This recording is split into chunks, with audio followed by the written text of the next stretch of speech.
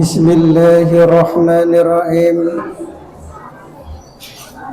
Assalamualaikum warahmatullahi wabarakatuh.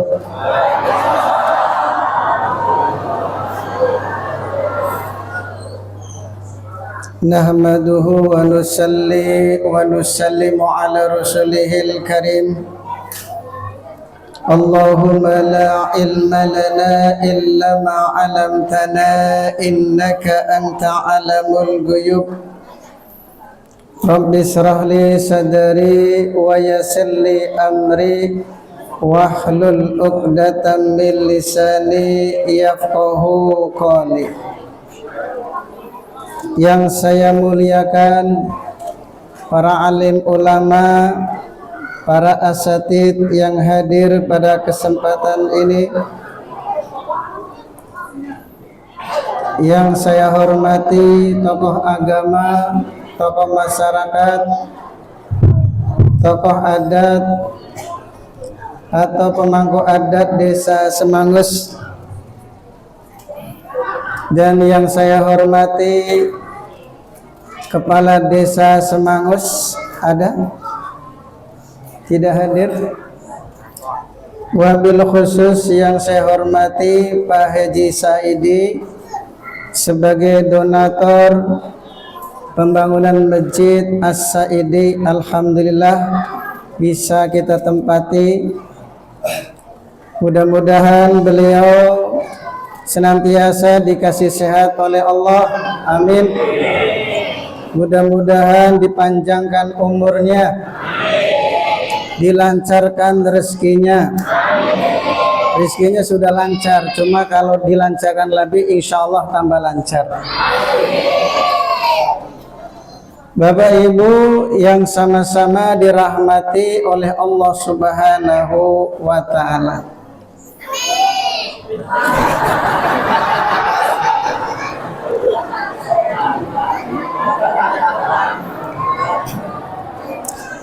tidak ada ucapan yang pantas kita lanturkan pada siang yang penuh barokah ini kecuali ucapan rasa syukur kita kepada Allah Subhanahu wa ta'ala. Alhamdulillah berkat rahmat, hidayah serta inayahnya kita semua dapat berkumpul dalam acara peringatan Isra dan Mi'raj atau majelis sholawat. Mudah-mudahan semua yang hadir di majelis yang mulia ini dosa-dosanya diampuni oleh Allah Subhanahu wa ta'ala. Mudah-mudahan yang hadir majelis yang mulia ini rizkinya dilancarkan oleh Allah Subhanahu wa ta'ala. Dan mudah-mudahan yang hadir di majelis yang mulia ini senantiasa disehatkan oleh Allah. Yang janda cepat dapat jodohnya, yang duda juga dapat jodohnya, kecuali yang sudah tua. Yang dato jangan, yang masih muda-muda baik ya. Yang sudah aki-aki walaupun duda janda jangan. Hadirin yang dimuliakan oleh Allah Subhanahu wa ta'ala, ini majelis yang sangat mulia. Karena apa? Karena di dalamnya adalah dibacakan ayat-ayat Allah, dan baru saja kita bersama-sama bersalawat kepada yang mulia baginda Nabi Muhammad sallallahu alaihi wasallam. Mudah-mudahan barokah kita tadi salawat bersama-sama, di akhirat kita mendapat syafaat dari yang mulia baginda Nabi Muhammad sallallahu alaihi wasallam. Apalagi yang hadir ini ada yang jauh-jauh dari mana nih? Dari Bayangkara. Ibu-ibu tadi ada yang ketinggalan naik bis, mana tadi saya lihat? Ketinggalan tadi? Pakai apa tadi? Ngojek. Masya Allah. Ya, mudah-mudahan pengorbanan ibu yang jauh-jauh menyempatkan hadir majelis ini dibalas oleh Allah dengan kebaikan yang setimpal. Amin ya rabbal alamin. Hadirin yang dimuliakan oleh Allah Subhanahu wa taala. Allah Subhanahu wa taala berfirman, A'udzu billahi minasyaitonir rajim. Bismillahirrahmanirrahim. Subhanalladzi asra bi 'abdihi lailan minal masjidil haram ilal masjidil aqsa alladzi barakna haulahu linuriyatahu min ayatina innahu was-sami'ul basir. Dalam ayat ini Allah mengawali dengan kalimat iman. Subhana, maha suci Allah. Karena peringatan Isra dan Mi'raj ini tidak bisa dipahami dengan akal, tapi hanya bisa dipahami dengan yang namanya iman. Kenapa? Karena perjalanan Isra dan Mi'raj itu dari Masjidil Aqsa dari Masjidil Haram ke Masjidil Aqsa itu jaraknya berapa kilo? Yang tahu siapa? Pak, pernah ngukur? Ibu pernah ngukur? Berapa kilo yang tahu? Dari Masjidil Haram ke Masjidil Aqsa itu kurang lebih 1466,2 km. Kau Ustadz bisa tahu? Tanya sama Google. 1400 berapa? 66,2 km. Di zaman Nabi itu kalau orang perjalanan naik unta dari Masjidil Haram ke Masjidil Aqsa kurang lebih 1 bulan lamanya. Dan ini ditempuh hanya 1 malam. Secara akal nggak nyampe. Belum lagi ke Sidratul Muntaha. Kita tahu bahwa Sidratul Muntaha adalah tempat yang sangat mulia dan tempat yang sangat besar. Padahal bumi yang kita tempati ini sudah cukup besar. Namun dibandingkan dengan matahari, itu bumi tidak ada apa-apanya. Karena besarnya matahari itu berjuta-juta kali lipat besarnya bumi. Apalagi bintang. Bintang yang besarnya berlipat-lipat kali besarnya matahari. Matahari yang begitu besar, bintang yang begitu besar, itu baru berada di langit yang pertama. Maka andaikan bumi ini dibandingkan dengan langit yang pertama, laksana sebutir pasir di tengah-tengah padang pasir. Langit yang kedua dibandingkan langit yang ketiga, itu sama laksana sebutir pasir di tengah-tengah padang pasir. Sampai langit yang ketujuh. Langit yang ketujuh dibandingkan dengan arsy-Nya Allah, itu laksana sebutir pasir di tengah-tengah padang pasir. Dan arsy dibandingkan dengan Sidratul Muntaha itu sama laksana sebutir pasir di tengah-tengah padang pasir. Yang kemarin ada dengeran katanya. Tes.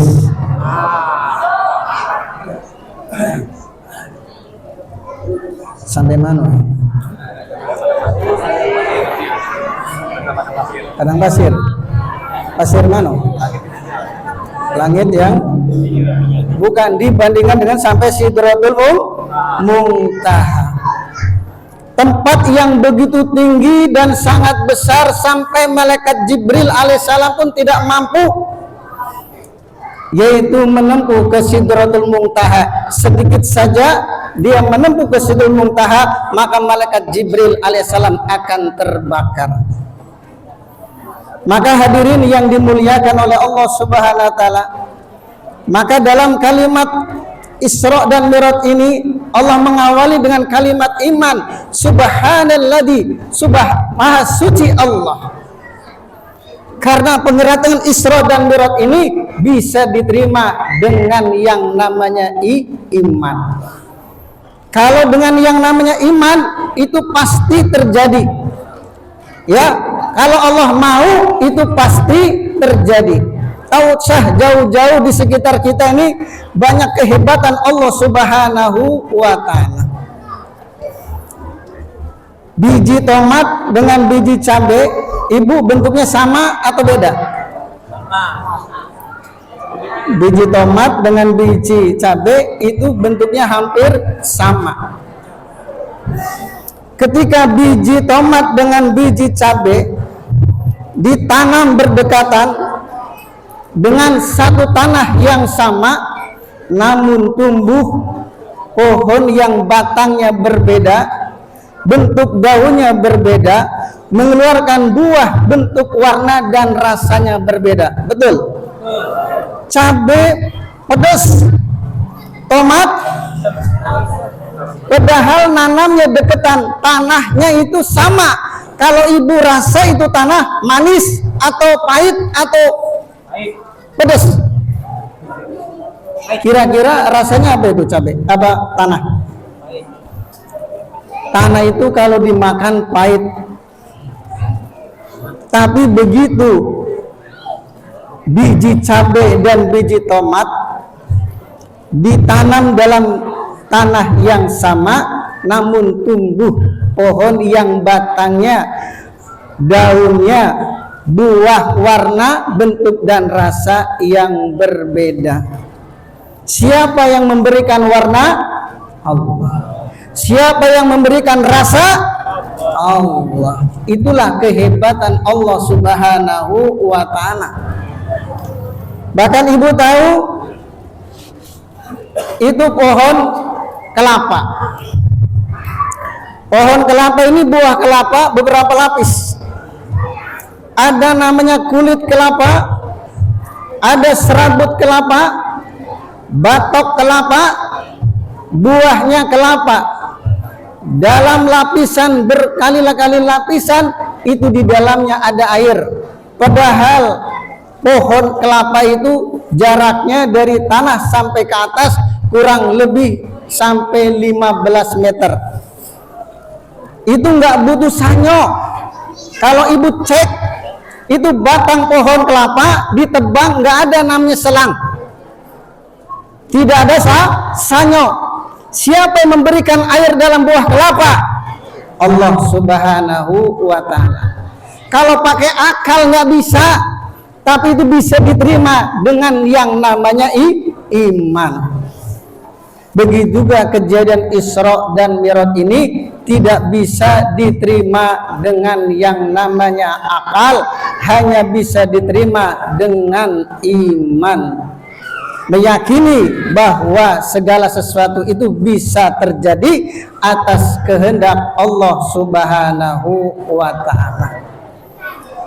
Bapak Ibu yang sama-sama dirahmati oleh Allah Subhanahu wa Ta'ala, Isra dan Mi'raj ini hadiah dari Allah Subhanahu wa Ta'ala untuk baginda Nabi Muhammad sallallahu alaihi wasallam. Ketika baginda Nabi dakwah di kota Mekah Al-Mukarramah selama 9 tahun sampai 10 tahun,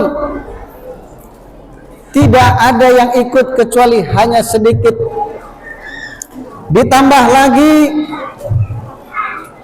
paman beliau yang selalu membela beliau telah meninggal dunia. Ditambah lagi istri beliau yang paling dicintai juga meninggal dunia. Sehingga orang-orang kafir semakin merajalela mencaci baginda Nabi Muhammad sallallahu alaihi wasallam dan para sahabat. Kemudian baginda Nabi Muhammad sallallahu alaihi wasallam pergi ke Taif dengan harapan mudah-mudahan orang Taif menerima ajakan beliau. Ternyata orang Taif yang terkenal, orang yang paling mengagungkan tamu, itu justru berbalik sifatnya. Ketika baginda Nabi Muhammad SAW datang, justru malah mereka mengusir baginda Nabi Muhammad SAW dari Taif.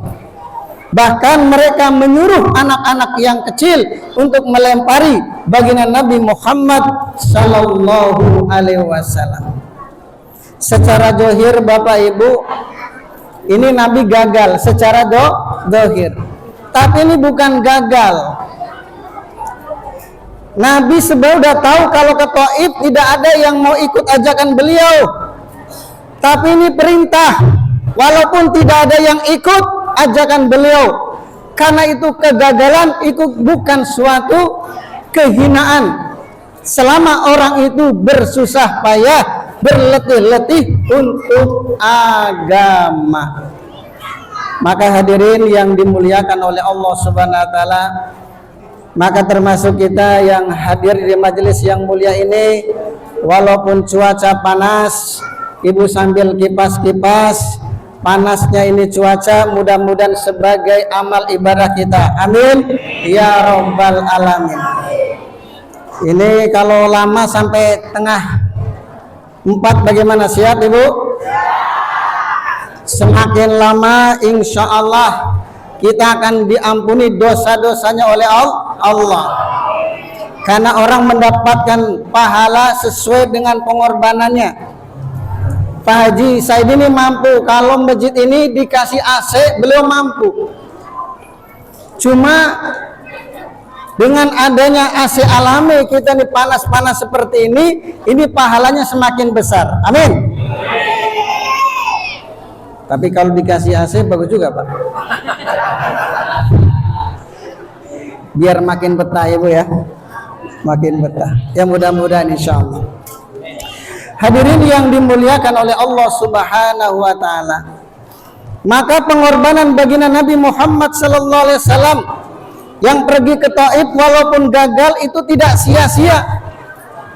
Karena selama orang itu capek-capek, letih-letih untuk agama, itu tetap akan dinilai kebaikan oleh Allah Subhanahu wa taala. Sehingga kembalinya beliau dari Taif sampai ke Mekah, beliau dikasih hadiah yaitu Isra dan Mi'raj. Isra itu perjalanan malam hari Ibu.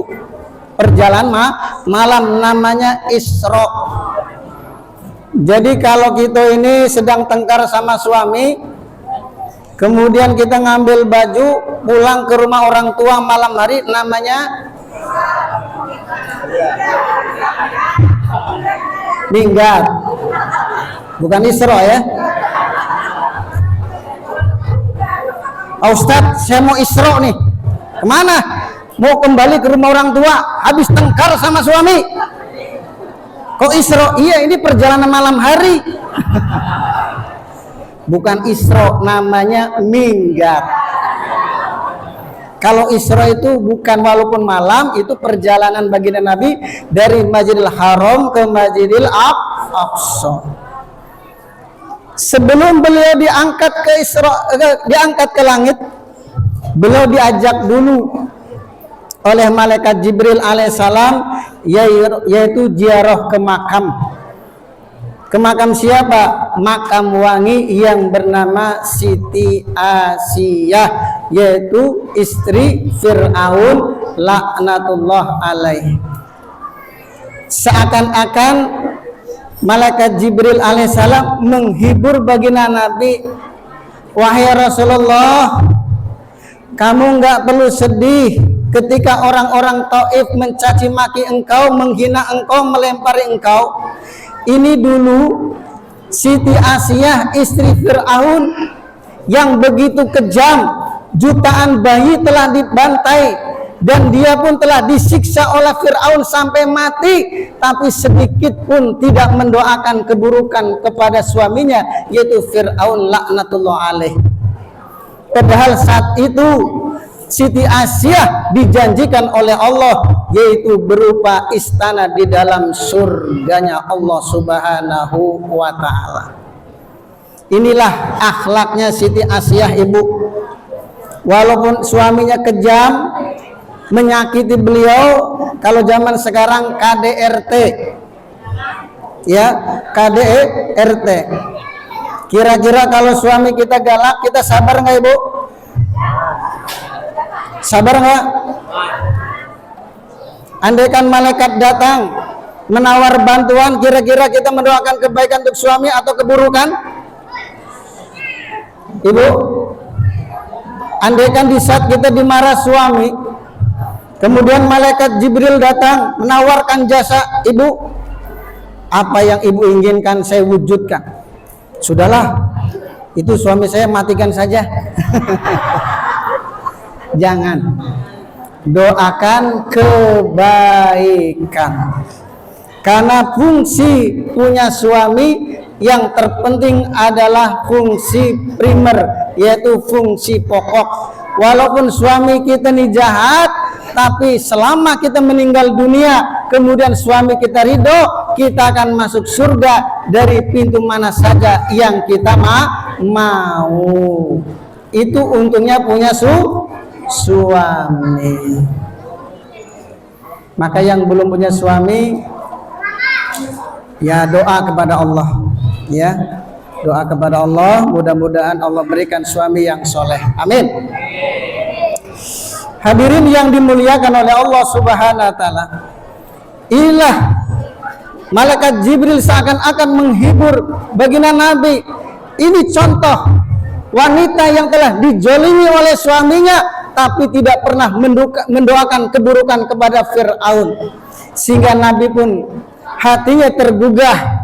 Beliau sabar, ternyata ada orang yang lebih parah ketimbang baginda Nabi Muhammad sallallahu alaihi wasallam, yaitu Siti Aisyah yang disiksa oleh Fir'aun sampai meninggal dunia.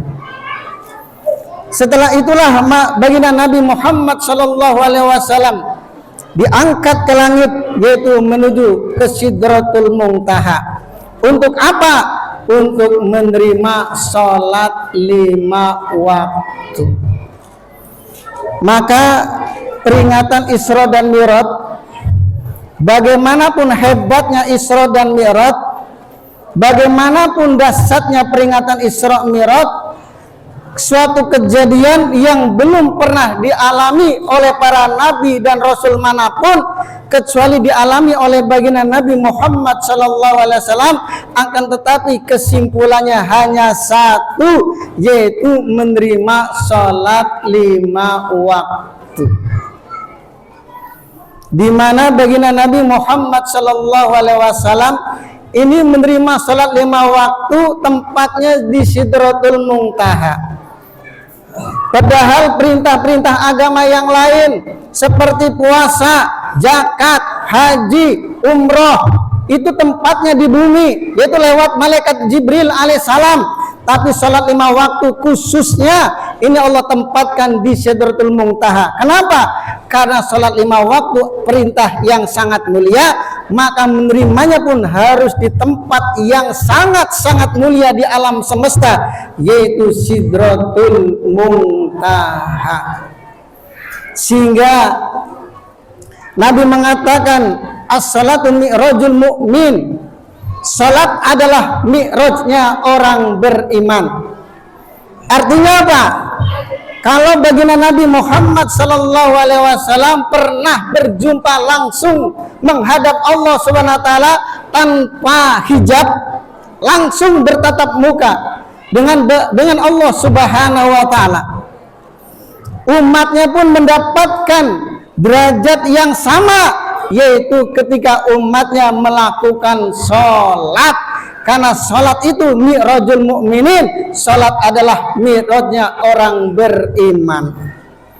Maka hadirin yang dimuliakan oleh Allah Subhanahu wa taala, maka kita sebagai umat baginda Nabi Muhammad SAW hendaknya kita bersyukur karena kita mendapatkan perintah sholat 5 waktu. Kenapa? Karena dengan kita menjalankan salat 5 waktu menghadap Allah, penguasa alam, penguasa dunia, ini maknanya kalau kita betul-betul kita jalani salat 5 waktu, insya Allah hidup kita akan menjadi mulia baik di dunia maupun di akhirat. Maka ada seorang datang kepada kiai, Pak Kiai, saya ini punya masalah, banyak utang. Maka Kiai tadi mengatakan, kamu telah meremehkan satu perkara yang telah diagungkan oleh Allah tanpa kamu sadari. Apa kata orang tersebut? Apa artinya Pak Kiai? Kamu telah meremehkan sholat. Kenapa? Andaikan sholat kamu beres, maka seluruh masalah-masalah kamu itu akan beres. Bagaimana tidak, masalah kita tidak akan selesai sementara kita ini menghadap Allah, penguasa alam, penguasa dunia, yang menciptakan masalah-masalah dunia. Tentu kalau kita sholatnya betul-betul diterima, selepas sholat maka seluruh permasalahan kita akan diselesaikan oleh Allah Subhanahu wa ta'ala. Masalah kita nggak beres, sebabnya sholat kita juga nggak beres. Satu contoh, kalau ibu datang ada masalah, datang ke rumah Pak Haji Saidi, ngadu masalah utang, kira-kira utangnya dibantu nggak Pak? Dibantu nggak? Lihat utangnya dulu. Kalau utangnya banyak, ya belum mikir juga. Tapi kalau cuma utangnya 1 juta, 2 juta, 5 juta, 10 juta, belum bisa bantu.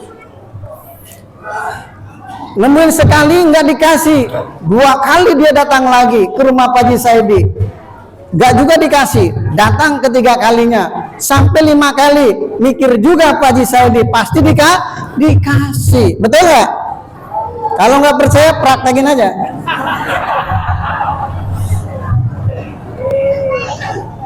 Ini satu contoh orang menghadap Allah, penguasa dunia, penguasa alam semesta, bukan 1 kali, menghadap 5 kali. Nggak mungkin kalau masalahnya nggak selesai. Masalah kita nggak selesai sebabnya sholat kita yang nggak selesai. Selama kita ini menjaga sholat 5 waktu, apa kata Nabi? Yarfa'anhu dzikul ais, akan dihilangkan kesusahan dalam hidupnya. Ini kalau orang menjaga sholat 5 waktu, akan dihilangkan kesusahan dalam hidupnya. Namanya hilang kesusahan ini nggak mesti banyak duit, nggak mesti banyak duit, karena banyak duit ini tidak menjamin orang itu menjadi bahagia. Kecuali kalau banyak duit yang soleh kayak Pak Haji Saidi, nah insya Allah bahagia. Tapi kalau cuma banyak duit tanpa didasari dengan amal soleh, ini yang ada adalah kesengsaraan. Saya punya dapat cerita, ada pengusaha kapal orang Jerman nih, pengusaha kapal orang Jerman, punya penyakit nggak bisa tidur. Penyakit apa namanya? Insomnia. Nah, itu penyakit nggak bisa tidur Pak. Pengusaha kapal orang Jerman, berbulan-bulan nggak bisa tidur. Apa nggak stres dia? Dia datangi wisata-wisata yang paling mahal supaya bisa tidur. Sampai dia datang ke Surabaya, melihat ada tukang becak, bisa tidur di becak. Dia pikir becak yang bikin enak dia tidur nih. Dia bilang ke anak buahnya, tolong tawar berapa tuh harga becak, saya beli. Dibeli tuh becak, dia coba-coba tidur di becak, ternyata nggak bisa tidur, malah pegel-pegel. Ya, tidak bisa menjamin orang banyak duit itu menjadi bahagia. Yang bisa menjamin adalah Allah Subhanahu wa ta'ala. Ketika apa? Ketika orang itu menjalankan sholat 5 waktu. Karena ini janji Nabi, yarfa'un anhu dzikul ais, akan dihilangkan kesusahan dalam hidupnya. Kalau masalah makan, harta, Nabi juga hartanya tidak terlalu banyak-banyak amat. Ya, bahkan baginda Nabi kadang pernah 1 bulan ini dapur istri beliau nggak nyala, mananya beliau pernah 1 bulan nggak makan. Anak beliau Siti Fatimah juga sampai pernah 3 hari 3 malam nggak makan. Cucunya juga nggak makan, biasa saja. Karena ketika orang nggak punya makan, nggak punya harta, bukan satu kehinaan. Hina kalau orang itu meninggalkan amal agama. Walaupun Siti Fatimah selama 3 hari 3 malam nggak makan, hatinya tetap bahagia. Baiti janati, rumahku surgaku. Kenapa? karena Sayyidina Ali dan istrinya selalu menjaga sholat 5 waktu. Tapi kalau kita nggak jaga sholat 5 waktu, hati-hati. Walaupun kita punya fasilitas yang komplit, rumah mewah, mobil mewah, masih banyak orang yang minta cerai karena tidak menjamin kalau fasilitas komplit itu bisa membahagiakan orang. Yang bisa menjamin adalah amal agama. Tatkala orang menjaga salat 5 waktu, janji Nabi yarfa'un anhu dil qais, akan dihilangkan kesusahan dalam hidupnya. Yang kedua, wa adzabal qabr, akan diselamatkan dari azab kubur. Ya, kubur merupakan jurang daripada jurang-jurang neraka dan merupakan taman daripada taman-taman surga. Bapak Ibu yang sama-sama dirahmati oleh Allah Subhanahu wa taala, kalau orang dikubur ini sudah sengsara, artinya dia akan sengsara selama-lamanya. Maka jangan sampai di kubur kita ini sampai disiksa oleh karena kita gara-gara meninggalkan sholat. Karena di kubur ada namanya Sujaul Akro, ular Sujaul Akro itu namanya. Kuku-kukunya aja panjangnya 1 hari perjalanan, suaranya menggelagar. Bisanya kalau ditumpahkan sedikit ke dunia, maka tidak ada satu pohon pun yang tumbuh. Ini namanya ular Sujaul Akro. Dia akan menyiksa orang-orang yang meninggalkan sholat. Disitulah orang baru akan menyesal, ternyata sholat adalah perkara yang sangat penting. Maka hadirin yang dimuliakan oleh Allah Subhanahu wa taala, untuk itulah Bapak Ibu jangan sekali-kali kita meninggalkan sholat. Yang ketiga, wa yatilhaq kitabahu biyaminih, akan mendapat catatan amal dari tangan kanannya. Kemudian yang keempat, wa yamuru ala sitor kalbarki, dia akan meniti sirat secepat kilat. Dan yang kelima, wadkhulul jannata bighairi hisab, dia akan masuk surga tanpa hisab. Bapak Ibu, cita-cita kita di dunia ini cuma satu, ya, supaya kita selamat dari siksa neraka, masuk ke dalam surga. Amin. Karena yang hadir semua di majelis yang mulia ini adalah calon-calon orang akhirat. Betul? Kita ini calon mati atau camat, ya, pasti kita ini akan mengalami mati. Ya, oleh karena itu hidup cuma sekali, jangan sampai kita mampir ke neraka walaupun hanya beberapa jam, karena tidak akan mampu orang yang singgah ke neraka, karena panasnya api neraka itu 70 kali lipat panasnya api di dunia. Untuk itulah jangan sampai kita meninggalkan walaupun hanya 1 waktu, karena orang yang meninggalkan sholat walaupun 1 waktu dengan sengaja akan disiksa di neraka selama 28.800.000 tahun. Naudzubillah tsumma naudzubillah. Maka Bapak Ibu yang sama-sama dirahmati oleh Allah, walaupun andaikan hidup kita miskin, tidak punya harta, nggak punya apa-apa, asalkan kita nih calon raja di surga, ini kita hakikatnya orang yang mulia. Amin ya robbal alamin. Maka kesimpulan dari peringatan Isra dan Mi'raj ini, bagaimana kita senantiasa untuk menjaga sholat 5 waktu. Syukur-syukur kita tingkatkan sholat kita, yaitu dengan menambah sholat-sholat sunnah, qobliyah, ba'diyah, duha, witir. Apalagi ini sekarang bulan Rajab, setiap pahala dilipat gandakan oleh Allah Subhanahu wa ta'ala. Dan kita nanti sebentar lagi akan masuk bulan Sa'ban atau bulan Ruah. Bulan Ruah atau bulan Sa'ban. Kemudian sebentar lagi kita akan masuki bulan Ramadan. Ya, itu bulan umat baginda Nabi Muhammad sallallahu alaihi wasallam. Maka sebelum memasuki bulan Ramadan, kita tata hati kita, yaitu dengan meningkatkan amal ibadah kita di bulan Rajab, khususnya sholat 5 waktu. Jangan sekali-kali akhir-akhirkan, apalagi ditinggalkan dengan sengaja. Karena tadi satu kali kita tinggalkan dengan sengaja akan disiksa selama 28.800.000 tahun. Maka ini mudah-mudahan Allah SWT memberi taufik kepada kita senantiasa untuk menjaga sholat 5 waktu sampai akhir hayat kita. Amin ya robbal alamin.